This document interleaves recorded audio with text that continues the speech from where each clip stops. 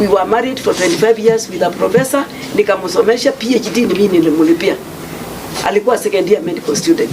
So that woman they are talking about, she was my cleaner in our office. Alikuwa hata na diploma. Akasomeshwa nikitoka hapo. I'm a victim of circumstances. I've not killed anybody and I've done nothing. I believe the state has been weaponized to maliciously prosecutors. Your Honor, I would like to state that they confiscated my ID.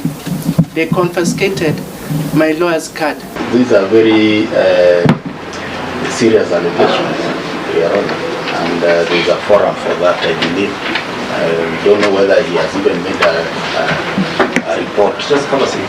And the issues raised by the respondents, the said issues can be raised before the appropriate forum.